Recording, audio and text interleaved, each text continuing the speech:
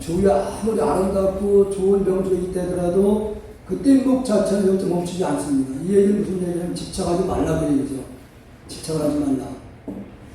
수구리여 그대 생각은 어떠한가? 열애가 가장 높고 바른 깨달음을 얻었는가? 안욕다가 삼박삼보를 이렇게 해석을 하는 겁니다. 열애가 설한 법이 있는가? 지금 이 부분을 여러분들이 이해를 정확히 해줘야지 이거 이해 못하면은 안 되는 겁니다. 지금도 보면은 그 포교산부는 가끔 우리 해운사 그 포교사가 아니고 다른 포교사인데 와서 그 동생은 선에 대한 이해를 굉장히 많이 하고 있고 누나는 아직도 이런 문제에 제일 집착해요. 이렇게 동생이 이렇게 집착하지 말라고 이렇게 얘기를 해도 절대 말을 듣지 않습니다. 그건 법을 몰라서 그래요. 아직도 포교사라고 하는 이름을 띄고 있지만 아직도 법이라는 것에 대한 정확한 이해를 못하고 있는 거예요. 정확하게. 그러니까 여기서 본인 스스로 수구리에게 묻는 거예요. 열애가 내가 가장 높고 바른 깨달음을 얻었다고 생각을 하냐 이게요. 자, 부처님께서 무상 정등 등각을 얻었는가? 여기에 답하실 분. 얻었다고 생각하는 분, 부처님께서.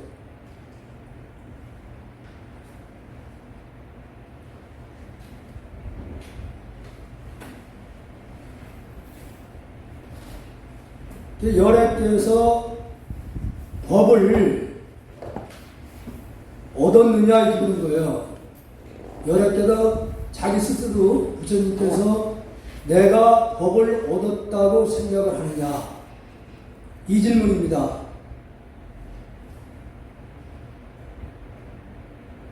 수구리가 대답하였습니다.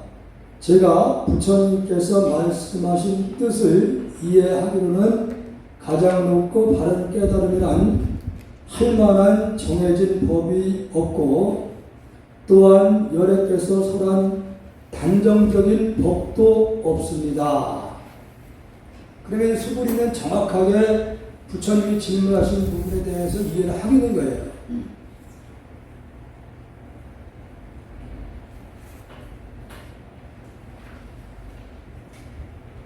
부처님 말씀하신 뜻은 제가 이해하기에는 무상정중 정각 최고의 깨달음이라 할 만한 정해진 법이 없다. 이게 무슨 말이냐면은 우리가 수행을 통해서 본래 자기 진여 실상을 깨치고 비춰보면은 그 어떤 대상 다 끊어진 거예요. 언어, 문자로 표현할 수 없는 그런 경지에서 지금 말씀을 하고 있는 거예요. 거기에서는 수차 말씀드렸지만은 문자나 언어로 표현할 수 없는 그 자리를 얘기를 하기 때문에 그 자리를 석가모니 부처님께서 깨달았냐 그 얘기죠. 그러면 석가모니 부처님 말이 깨달았다 그러면은 없던 것을 부처님이 만들었다는 얘기 되는 거예요. 원래 무상정득 정각 자리는 본래 있는 거예요. 본래 있었던 것을 아무도 몰랐던 것을 석가모니 부처님이 그 자리를 알게 된 거지. 그겁니다. 알게 된 것이지 없는 걸 새로 깨달은 건 아니다 그 얘기예요. 본래 있었던 거예요.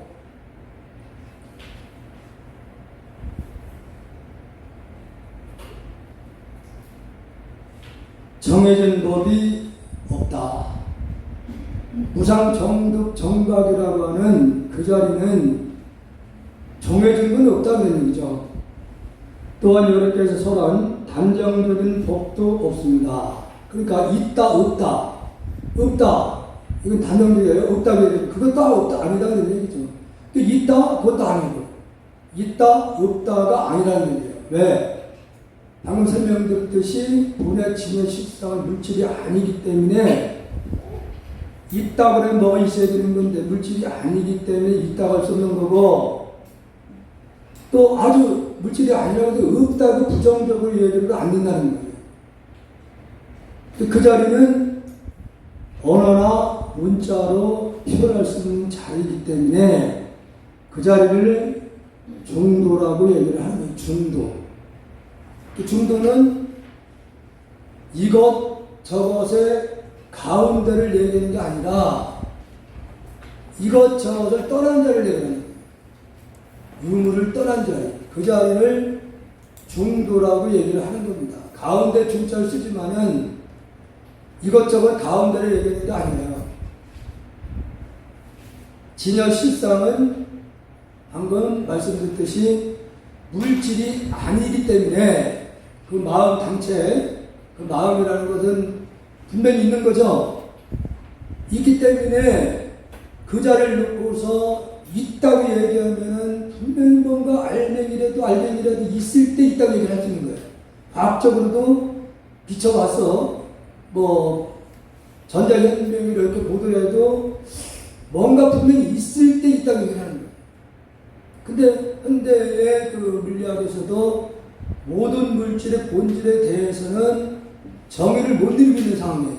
있다 없다 그냥 에너지 파동 위치가 있을 것인가 너무나 빠른 속도로 진동을 하고 있기 때문에 그 에너지나 위치를 정확하게 현대 물리학에서 규명을 못하고 있는 상황이에요.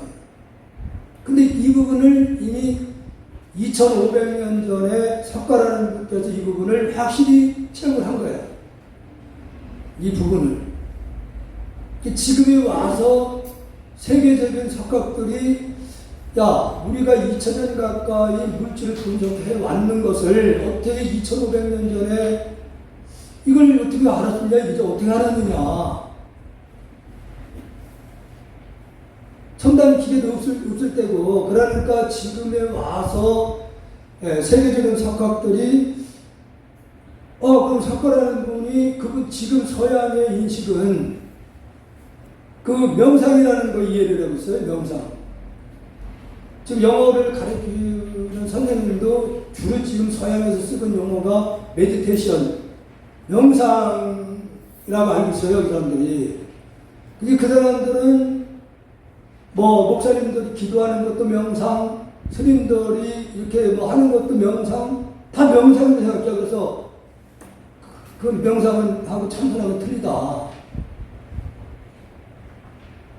지금 참선이라는 분하고 명상이 왜 다른 거냐면 명상은 그냥 가만히 마음을 편하게 하는 거예요.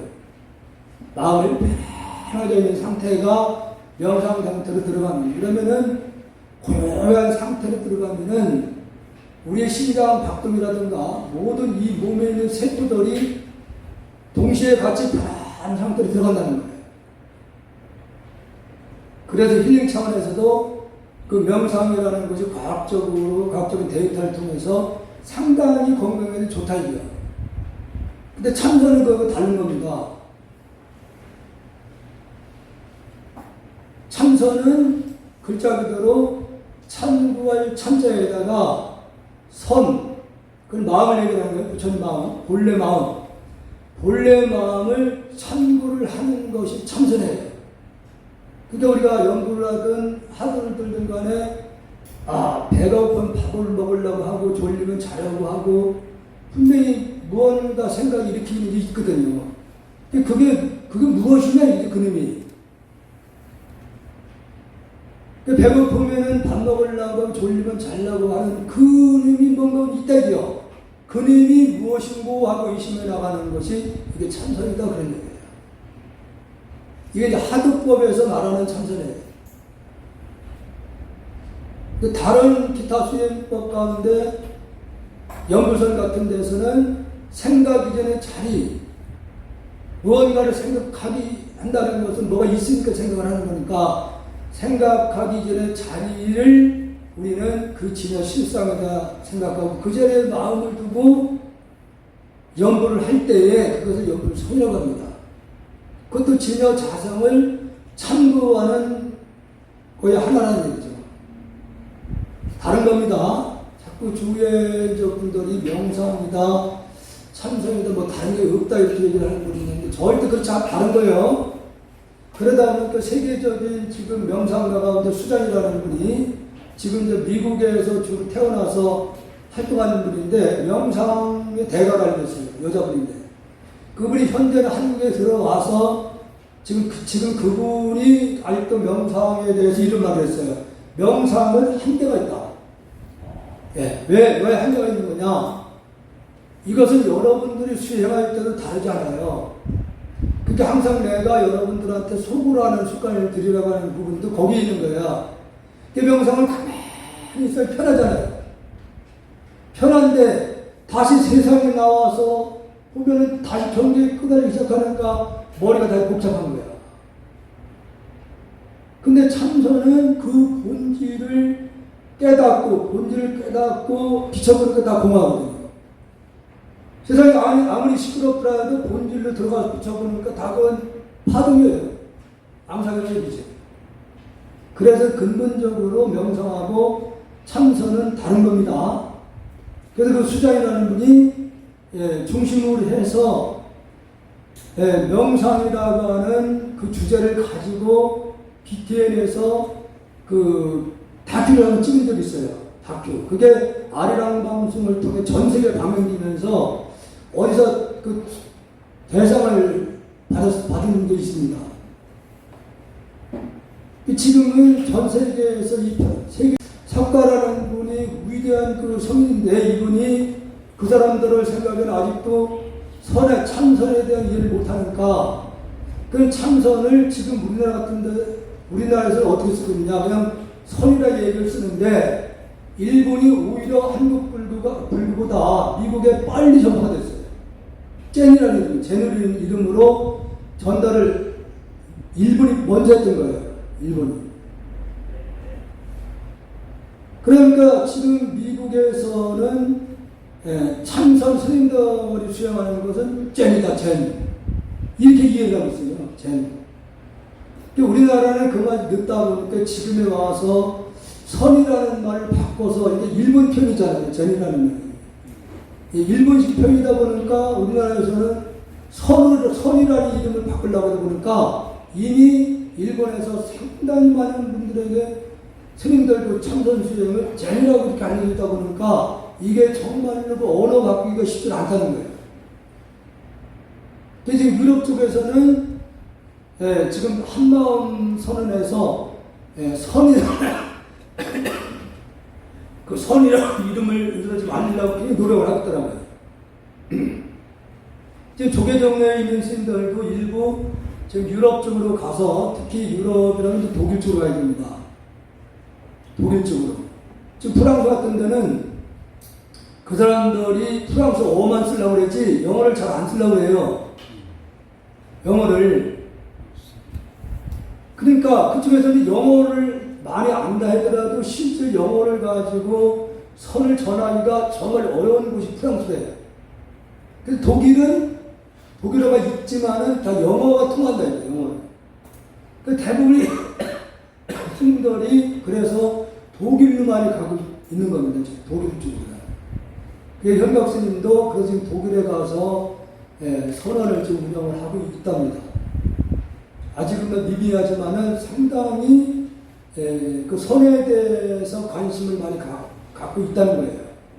그러나 아직 전 세계에서는 선보다는 이제 명상이라는 이름으로 많이 알려졌기 때문에 이번에 창원인가 어디서도 아마 국제 그 선센터 그걸 시에서 지원을 받아가지고 엄청난 규모로 지금 공사를 좀 하고 있는 중인데 그걸 참 선이라기를 붙이니까 시에서 인가를 안 해주는 거예요. 시에서 인가를 안 해줘서 할 수 없이 불교 쪽에서 그런 명상이라는 이름으로 바꾸자. 명상이라는 이름으로다가 그래서 인가를 받아가지고 건물을 짓고 있어요 지금. 그래서 선하고 명상하고는 분명히 다른 겁니다. 그래서 여기서도 부처님께서 나는 안욕 따라 삼락삼부를 증득했다 이렇게 얘기를 했지만은 실은 나는 증득한 적이 없다 이렇게 얘기하는 부분은 본래의 자기 자리로 본래는 들어간 거예요. 본래 자리로 들어간 겁니다. 들어간 거기 때문에 뭘 얻은 것이 아니에요. 본래에 있는 자리로 들어갔을 뿐이야.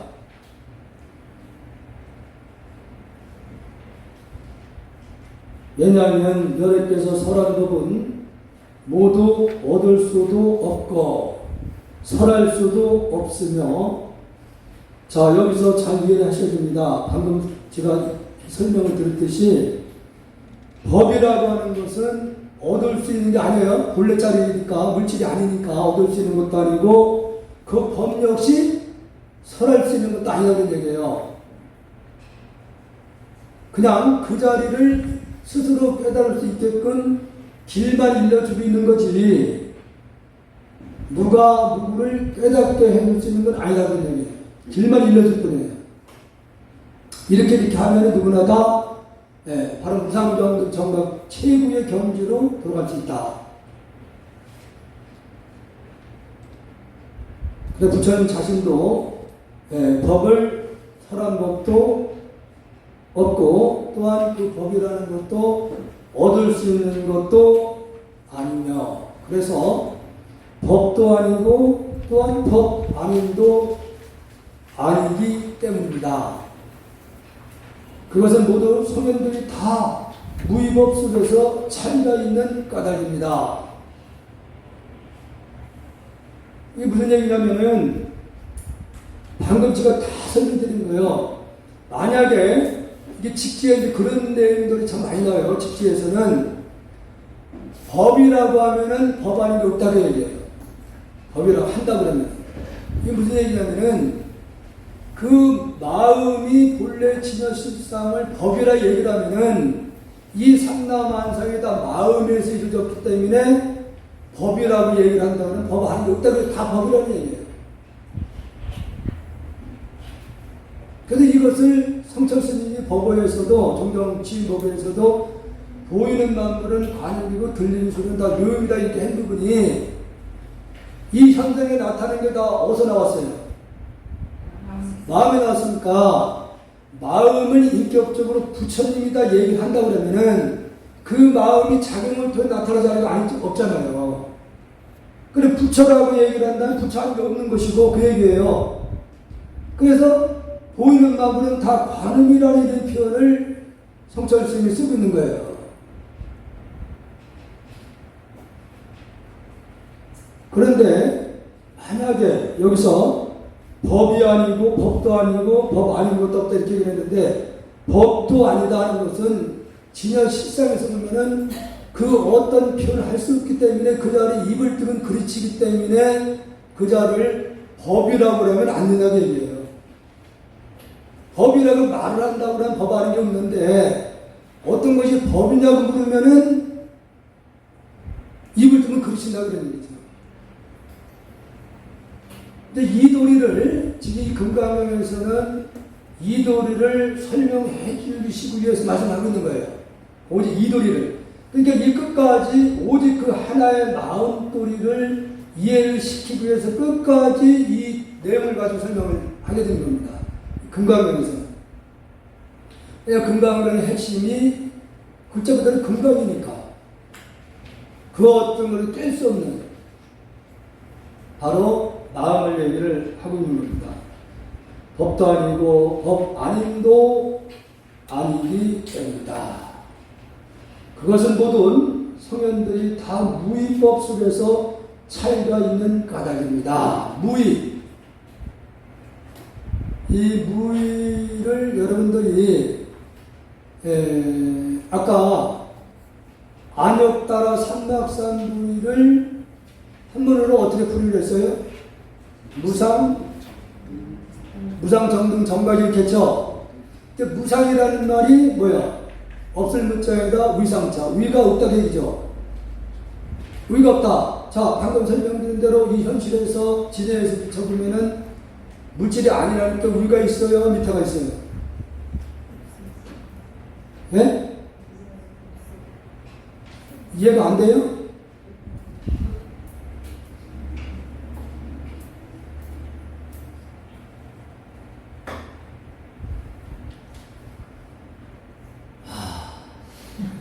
되나.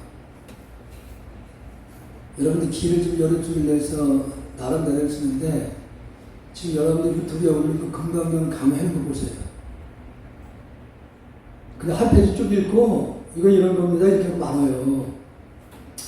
이렇게 부분적으로 설명해 주는 사람이 없어요. 대한민국에.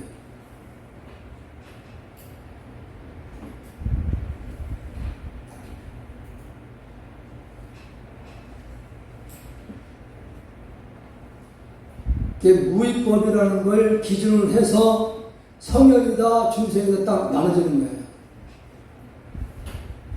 거예요. 우위 아래 없다는 그런 경계에 있는 사람이 성현의 세계로 들어간 거고, 그래서 아직도 경계에 끄달려서 이공급사하고 이거 저거다 나누면은 그것은 중생이에요. 무위법으로 그래서 중생과 성현이 차별이 생기는 것이다. 그래서 여러분들 이런 경계에서 조선 그 말에 경허선사나 고려 때에 아니죠 신라 때에 원효선사 이런 분들이 무예행을 하신 분으로 알려지고 있잖아요. 그러니까 그분들한테는 대상이 없는 거예요. 대상이 없기 때문에 그냥 생각나는 대로 행동을 했던 거예요.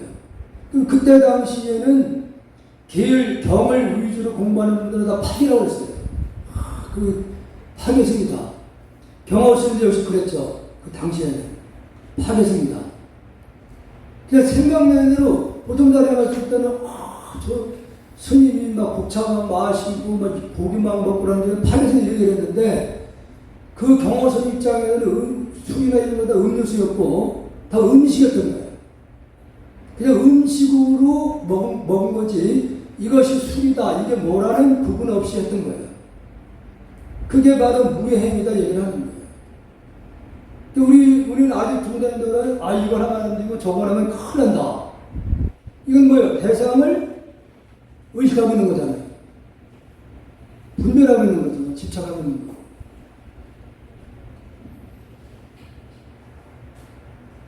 그냥 음식은 음식일 뿐이지 그게 그 이상도 아니고 그 이하도 아니다 그런 거죠.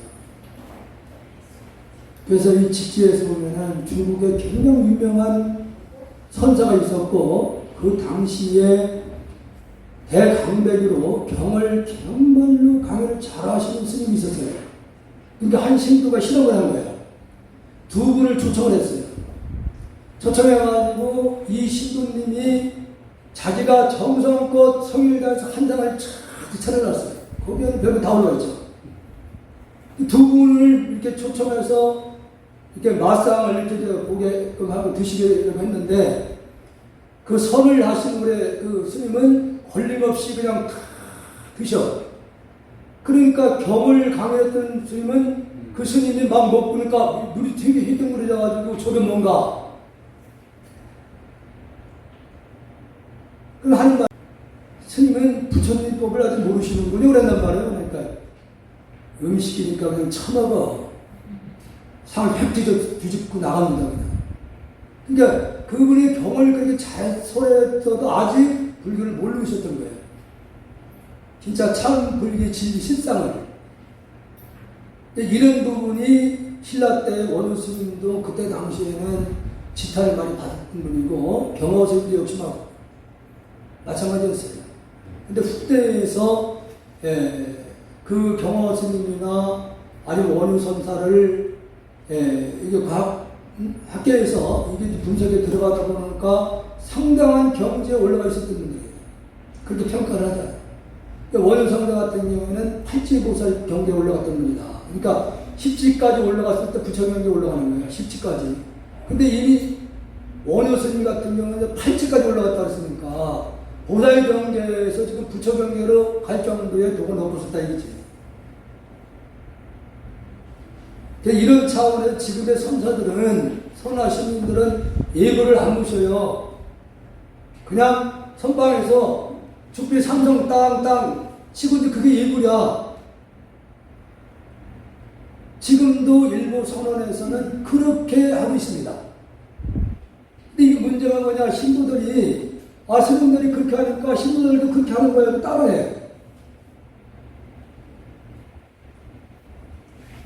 그래서 성철 스님은 10년 이상 수행하신 스님들은 신중단을 향해서 절을 하지 말아라 그랬어요. 신중은 수행을, 부처님의 진리를 깨닫고자 수행하는 분들을 옹호를 해주는 신령님이에요. 신령님들이거든요. 그러니까 수행을 10년 이상 하신 분들은 절을 안 해도 된다니까. 신령님이 오히려 옹호를 해주기 때문에. 그래서 여러분들이 매일같이 예물 모실 때 반야신령을 독경하고 있죠? 왜 신중단을 향해서 반야신령을 독경한지 아셔요? 아시는 분?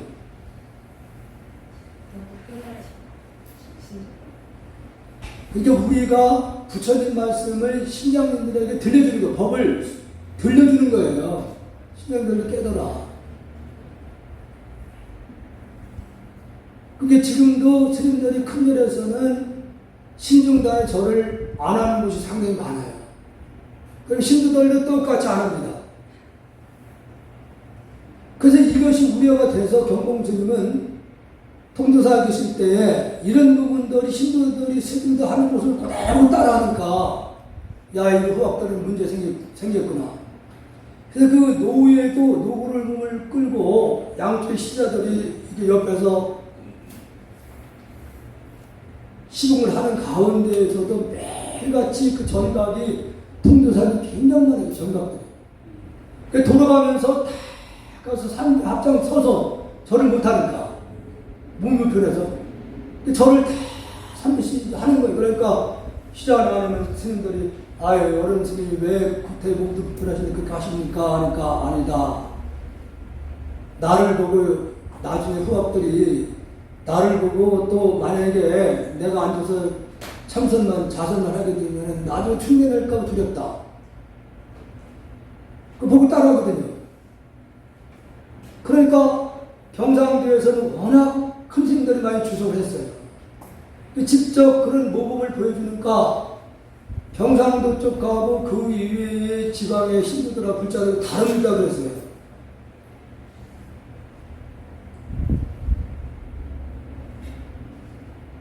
그저께도 제가 영화사 그 가결 스님하고 저 가관 스님하고 셋이 같이 한 서너 시간 같이 얘기를 했었는데 그 과정에서 지금 영화사에서도 그의 자기가 가결 스님이 이제 그 얘기를 하는데 그 선방을 운영했어요. 선방을. 이게 선방을 운영을 하는데 보살님들이 한 30명쯤 나왔다는 거예요. 그러니까 거기 그때 당시에 광명스님이라는 분께서 지도를 하고 있을 텐데 스님이 워낙 그런 참선을 하신 스님이에요. 말이 없어요. 이 스님이 미리 방석도 다 깔아놓고 방도 이렇게 대충 청소를 해놓고 이래면 이제 신도들이 들어오는 거예요. 들어오는데 부처님 앞에 서서도 합장도 안 하고 그냥 들어오더라고요. 계속. 그게 너무 이제 나중에 가르치니 이거 도저히 안 됐구나. 그래서 이제 강릉스님이 사양인데도 불구하고 스님 어떻게 신도 교육을 그렇게 시키냐.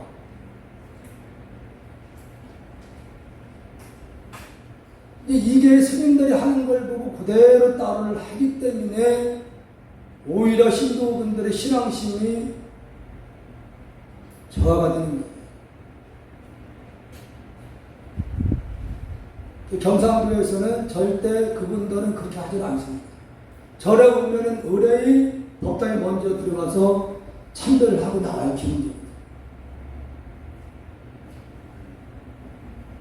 그래서 지금 한국불교를 이끌고 있는 신도들이 경상도 신도분들의 사실이에요.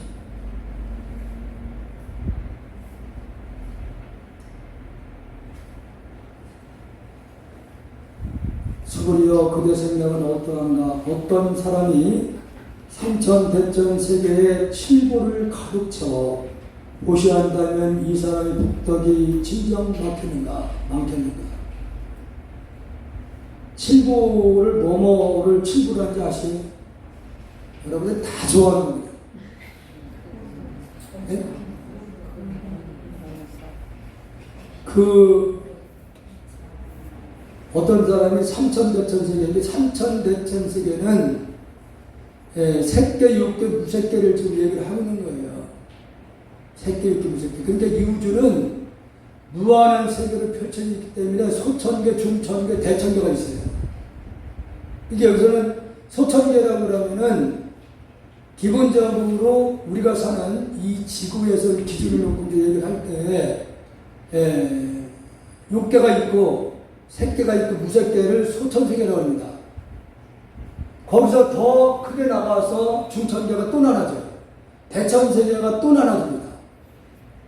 이 세계는 그래서 현재, 물리학에서는 무한대의 지구는, 우주는 팽창하고 있다 얘기를 하지만은 시작 끝이 없는 세계입니다, 원래는.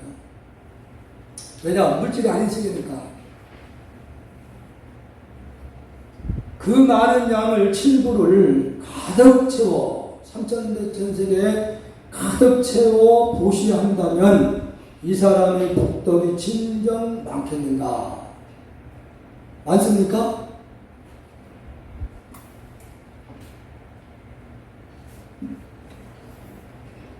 안 많아요? 이거 많잖아요. 이게 바로 양무제가 무무백과를 상대로 이 금강경을 강의를 했었어요. 강의를 당신이 직접 법상에 올라가서 가사를 장상을 안 입고 가사를 뻘리고 가서 쫙 걸치고서 법상에 올라가서 무무백과를 상대로 이 강의를 했던 거 지금 나누는 게 32품으로 나누는 게 이게 양무제에게 하는 거예요. 양무제. 자기도 많은 절을 짓고 탑도 84,000 길을 세우고 스님들도 양성을 많이 하고 불사 이렇게 많이 했으니까 덕이 얼마나 되겠습니까? 이런 걸 쓸 때 달마스이 뭐라고 답했어요? 없다고 얘기를 했죠? 그걸 이제 여기서 설명할 겁니다. 매우 없다고 했는 거예요. 삼천대천세에 가득 채워 칠부구시를 보시한다면 이 사람의 복덕이 가장 많겠는가 이렇게 했을 때 소리가 매우 많습니다. 세존이시여, 왜냐하면 이 복덕은 바로 복덕의 본질이 아닌 까닭에 여러께서는 복덕이 많다고 하셨기 때문입니다. 본질은 아니다 그런 얘기예요. 왜 본질이 아니냐? 이 벌써 마음에 칠부라는 생각을 꺼냈고 대삼천대천세에 가득 채웠다고 쓰는 그 양은 분명히 많긴 많습니다. 그러나 이것은 무슨 복? 유로복이 되기 때문에 세능복이기 때문에 본질에서 전혀 아니다 그랬는데 본질 차원에서 다시 어떤 사람이 이 경을 사국에만이라도 뒤에 나올 겁니다. 응무수지 이생기 이런 부분들이 사국인데 어떤 사람이 이 경의 사국에만이라도 받고 지니고 다른 사람을 위해 손에 준다고 하자. 그러면 이 복이 저 복보다 칠부로 가득 무주 삼천대 가득 채워서 보셔는 것보다 더 뛰어나다. 이게 무슨 얘기냐면은 뒤에 이제 설명이 나오지만은 물질이라고 하는 건 칠부 역시도 물질이잖아요. 이 물질이라는 건 언젠가는 사라지게 돼 있기 때문에 그것은 언젠가는 다 없어진다. 근데 이 비유를 큰 바다가 있다 하더라도 그 물을 퍼낸다고 그러면 언젠가는 다 퍼낼 수 있다 이거예요. 언젠가는 없어진다는 얘기죠. 그러나 사국에 이 부처님의 그 진리 한 말씀이라도 남에게 정확하게 이해를 시켜서 그 상대가 열심히 마음 찾는 공부를 한다고 했을 때에 그 복하고 비유를 한 겁니다. 그 복은 그 상대가 그 말씀을 듣고 깨달음에 이룰 수 있기 때문에 이것은 무슨 얘기예요? 우주의 세계를 하나로 볼 수 있는 눈이 열리게 되기 때문에 그 물질적인 복하고는 비교할 수가 없다.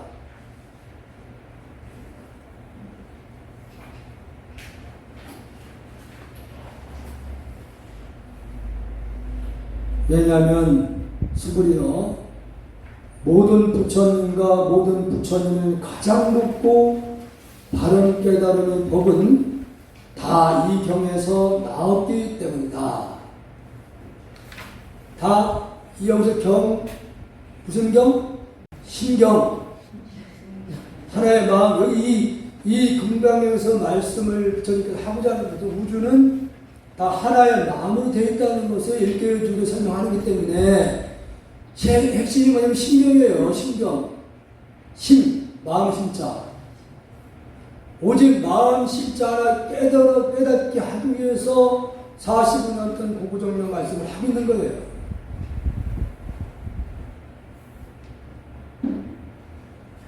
여기서 8만대천 그 경이라는 것도 다 하나의 마음에서 나왔기 때문에 스브리어 부처의 가르침이라고 말하는 것은 부처님의 가르침이 아니다. 신의 실상에서는 누구를 법을 설한 적이 없고 가르친 적이 없다 이거예요. 실상에서는. 스브리어 그대 생각은 어떠한가? 수다원이 나는 수다원가를 얻었다고 생각하겠는가? 여기서 이게 부처님 당시에는 교학적인 부분이 중심이에요. 그러니까 여기서는 선이라는 말이 절대 안 나오겠죠? 안 나옵니다. 이 선은 주로 달마로부터 이제 선에 대한 얘기가 나오기 시작한 거예요. 달마로부터. 그래서 수다원은 여기서 이제 금강에서 말씀하고 있는 부분은 수다함, 사다함, 아나함, 아라함과 이 네 단계를 통해서 최고의 경지에 이른다고 여기서 이제 설명하는 부분들이에요. 그 가운데 이 수다원은 가장 낮은 단계인데 여기서는 욕심이 끊어진 상태입니다. 이 수다원 경계에 들어가려면 욕심이 끊어져야 돼요.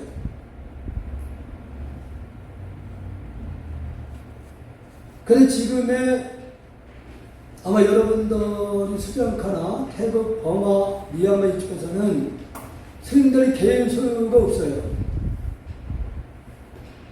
그래서 그분들은 매일같이 거리로 아침에 나가서 탁발, 즉 신들한테 음식을 받아가지고 하루 그걸로다 식사를 하고 있는 겁니다.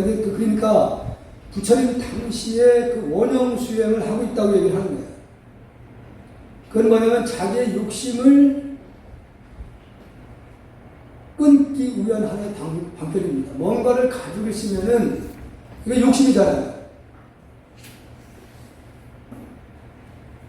근데 지금 남방불급권하고 이 대성불급권은 이 대성불급권이라고 하면은 주로 여기 대만, 중국, 우리나라, 일본까지 이제 대성이라고 얘기를 하는데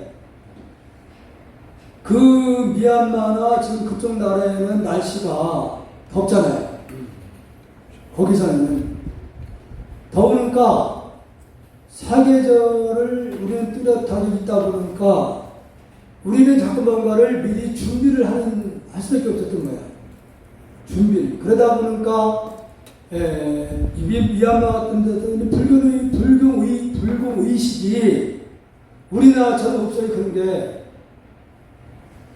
자기 부모님이 돌아가신 제삿날은 자기들 음식 가지고 와서 그냥 그 불상 앞에 부처님 앞에 올려놓고 그냥 거기 자기가 마음속으로 비는 거야. 그 스님들한테 이거 부탁하는 거 아니에요.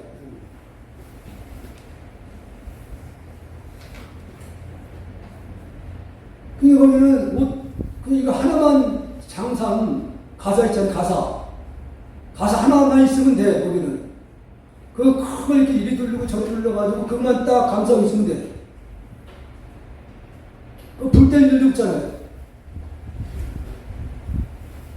우리나라에는 환경이 겨울 같은 경우에는 또 옷을 두껍게만 입어야 되고 그러다 보니까 아마 남방불교 환경하고 대성불교의 환경이 다르다 보니까 스님들이 지금 미얀마 쪽처럼 탁발 의식을 옛날에는 했어요.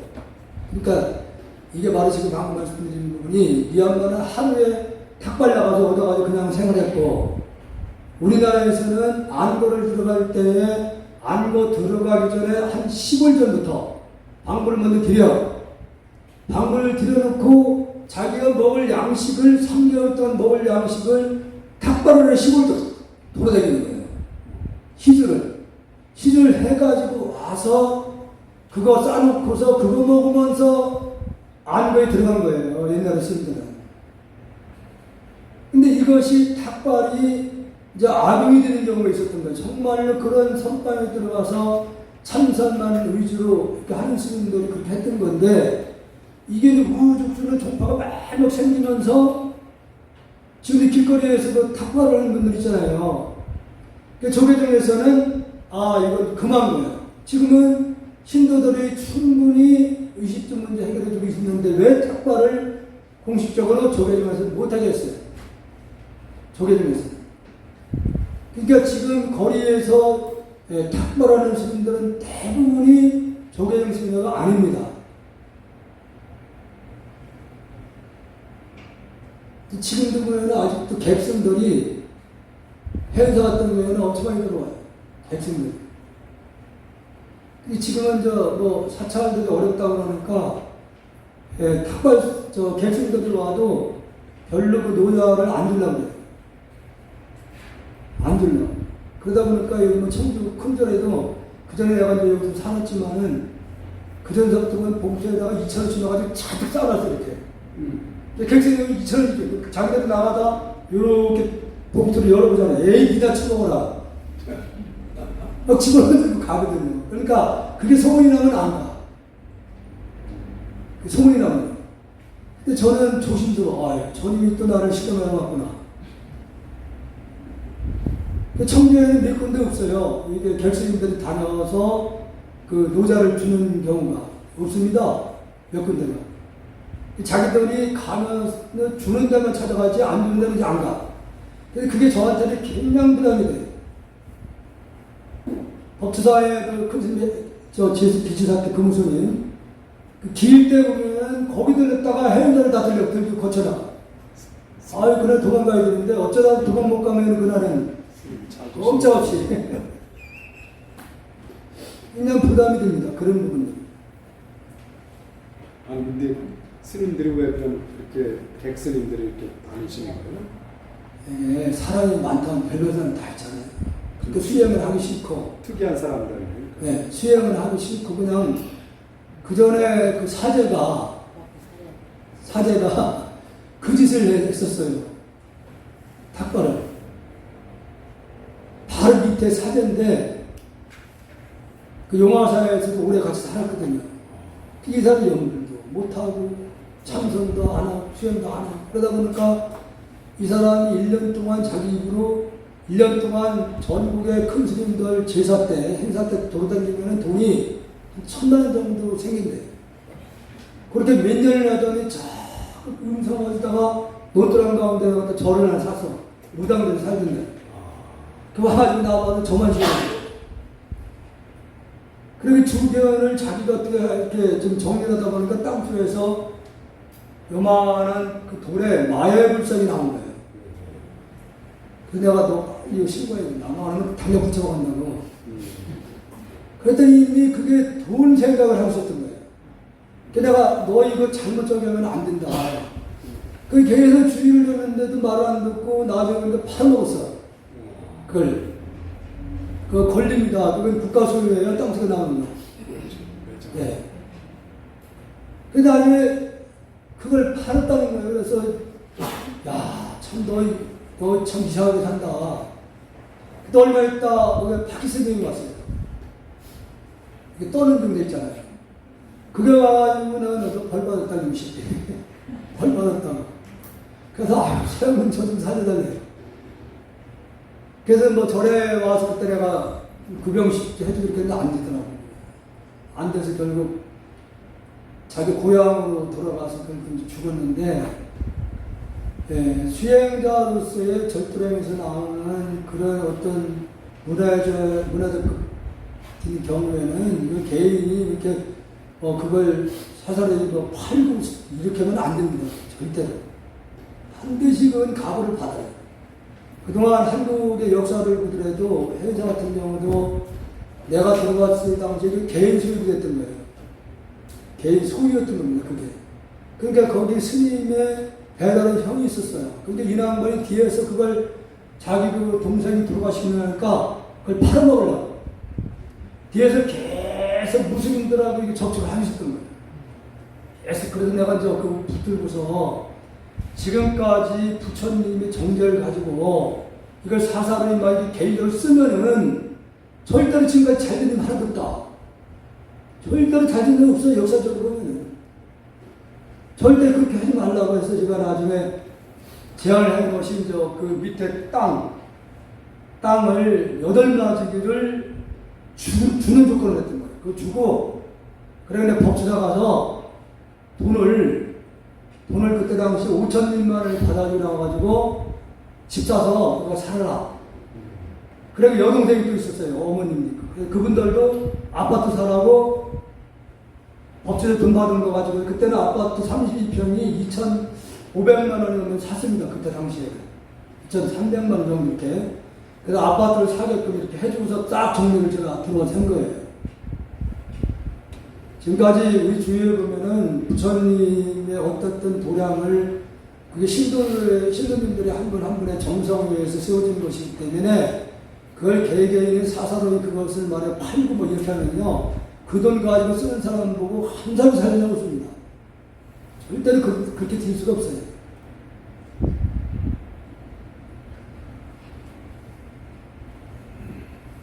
수그리어 부처의 가르침이라고 말하는 것은 부처의 가르침이 아니다. 부처님이 설했어도 당신은 설한 적이 없다는 얘기 되는 거죠. 가르친 적이 없다 이거. 본래 지존 실상은 설할 수 있어 없어요? 있잖아요. 근데 그 자리가 법이기 때문에 그 자리는 역사적으로 어떤 부처님도 그 자리를 입을 뜬 건 하나도 없는 거예요. 수고리여 그대 생각은 어떠한가? 수다원이 나는 수다원가를 얻었다고 생각하겠냐? 나는 탐진지 삼독심을 다 끊었다고 할 수 있겠냐? 그런 얘기죠. 수고리가 대답하였습니다. 아닙니다. 세존이시여. 왜냐하면 수다원은 성자의 흐름에 든 자라고 불리지만 들어간 곳이 없으니 형색, 소리, 냄새, 맛, 감촉, 마음의 대상에 들어가지 않는 것을 수다원이라 하기 때문입니다. 대상이 일단 욕심이 끊어졌으니까 욕심이라는 것은 어떤 대상에 대한 그걸 분별하게 되면은 욕심이 일어나게 돼 있어요. 그 대상이 다 공허하다고 생각하면은 사실이 아닌 거라면은 욕심 부릴 게 없는 거예요. 욕심 부릴 일이.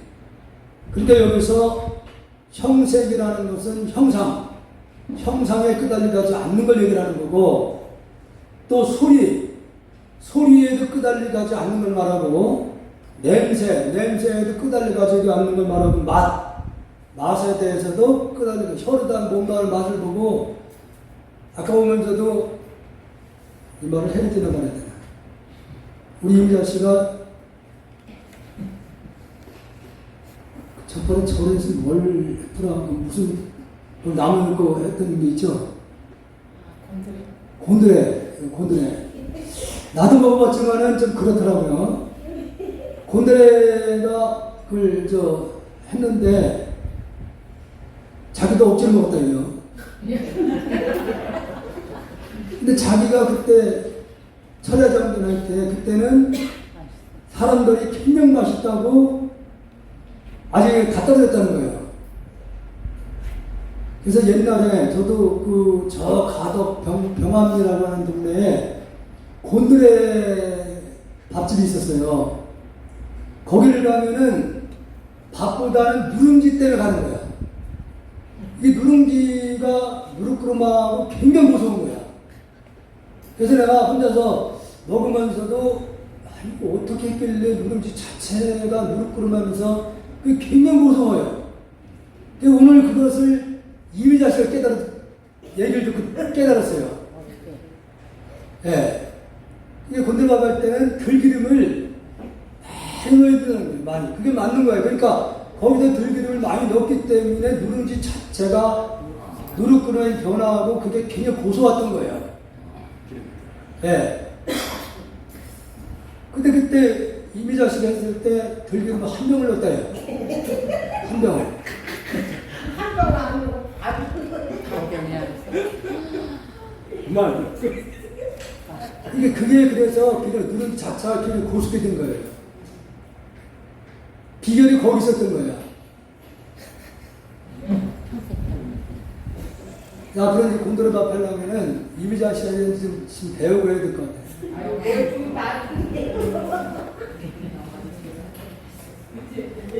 아니, 그게 맞는 거예요. 그게 누룽지 자체가 그렇게 고소할 수가 없었으니까.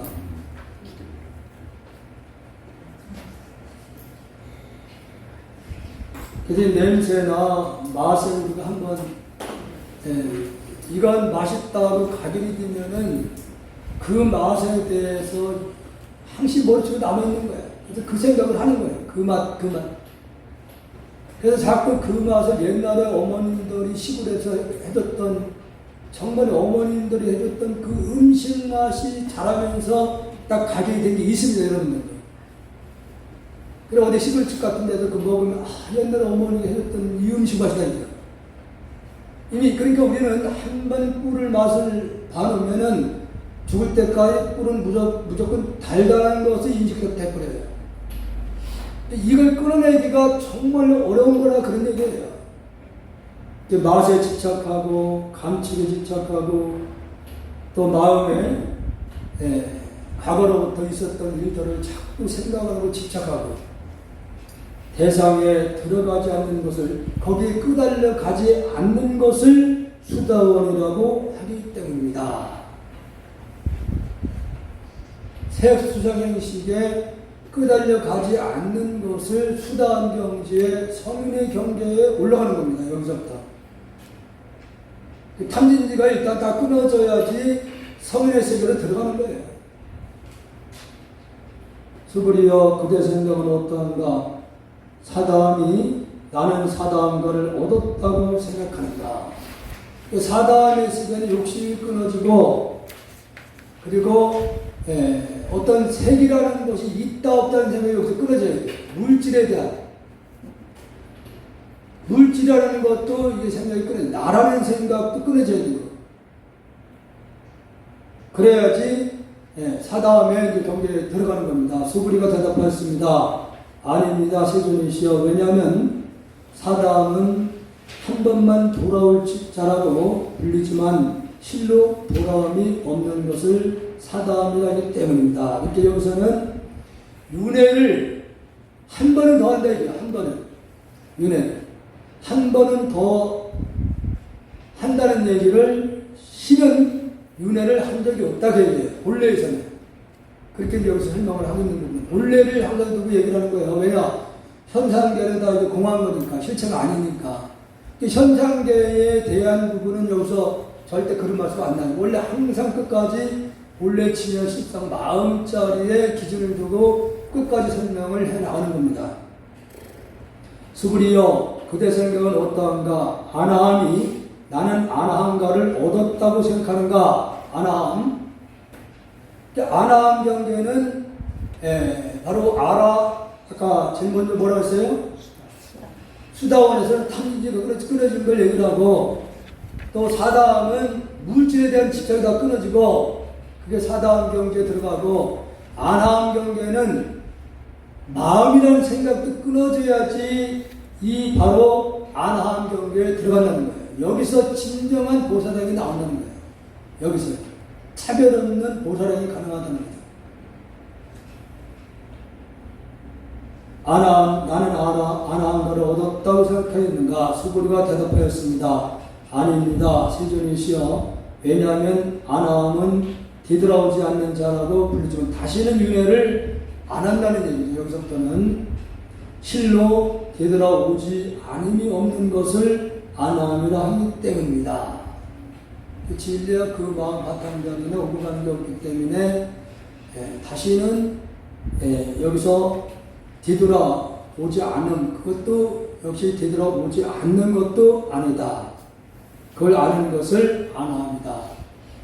나는 아라한의 경지를 얻었다고 생각하는가? 아라한과는 완전히 색계, 육계, 무색계까지 완전히 뛰어넘은 경계를 말하는 부처경계입니다. 여기서는 아라한가. 아라한가에서는 완전히 부처의 경계에 들어간 것을 말하는 겁니다. 아라한가 아닙니다. 세존이시여. 왜냐하면 실제 아라한이란 할 만한 법이 없기 때문이다. 여기서는 아라한가를 얻었다 이런 생각도 일으키면은 그건 부처가 아니에요. 경계에 도달하지 못한 겁니다. 세존이시여. 나는 아라한의 경계를 얻었다고 생각한다면은 자아, 개아, 중생 이게 아상, 인상, 중생상, 수자상이 아직도 남아있다는 것을 뜻하기 때문에 아라한이라고 할 수가 없습니다. 그 얘기예요. 다시 설명드리면 아상, 나라는 생각, 내가 최고다, 나는 많이 한다, 좋은 가문에 태어났다, 나는 아버지가 국회의원이다, 이런 생각이 아상이에요. 그리고 인상은 나는 많은 걸 안다, 지식적인 부분에 많은 걸 나는 알고 있다. 이렇게 내가 많이 지식을 알고 있기 때문에 대상을 무시한다는 거죠. 무시. 그 부분을 얘기를 하는 거고, 지금 여기서는 해석 부분을 그래서 조금 기존의 금강경 해석하고는 좀 다르게 지금 더 쉽게 이제 한다고 한 것 같아요. 그리고 중생은 대상을 말하는 거예요. 대상. 그리고 영혼은 이게 왜 영혼이라고 이렇게 했을까? 수명이라고 이제 풀이를 했었는데 그동안은 나는 죽지 않고 육신으로서 영원히 산다는 생각을 얘기하는 거예요. 수자상. 생명이 영원하다고 생각하는 걸 말하는 겁니다. 그게 이 상이 있게 되면은 절대로 부처의 경계에 도달할 수 없다는 그런 뜻입니다. 세존이시여, 부처님께서 저를 다툼없는 선배를 얻은 사람 가운데 제일이고 욕망을 여인 제일가는 아라한이라고 말씀하셨습니다. 나는 욕망을 여인 아라한이다라고 생각하지 않습니다.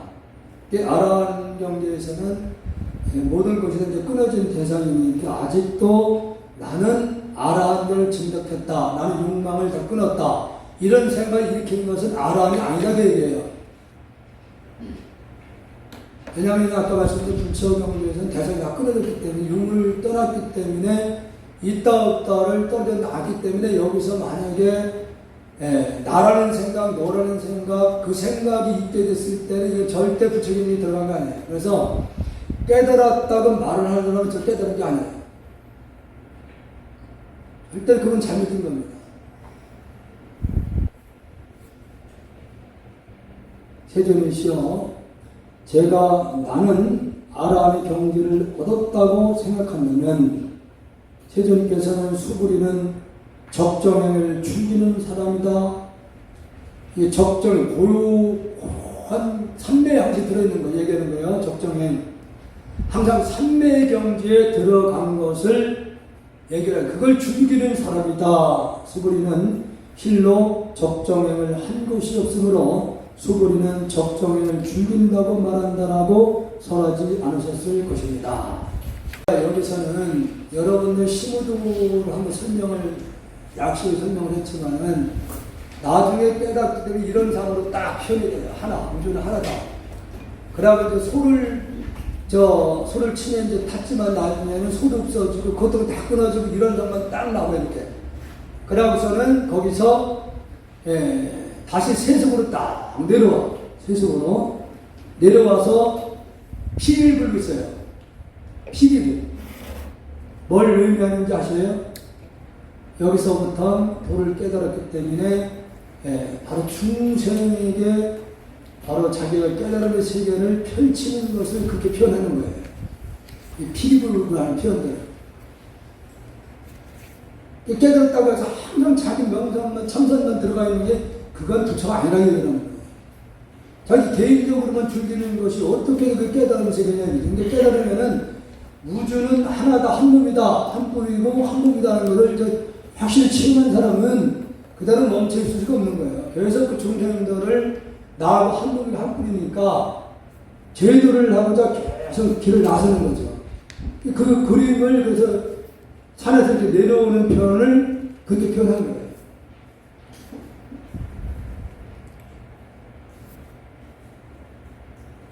근데 지금 이 시대에서는 우리가 좀 말법 시대라고 지금 이 시대를 얘기를 좀 하고 있습니다.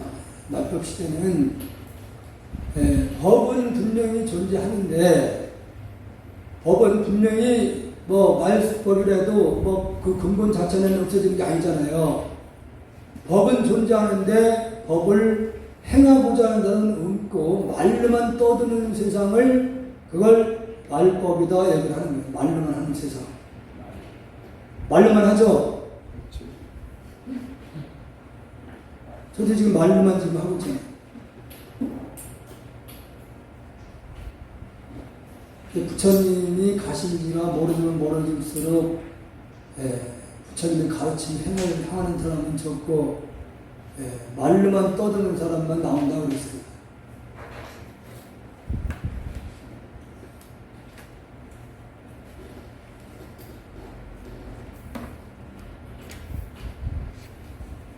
오늘 여기까지 하겠습니다.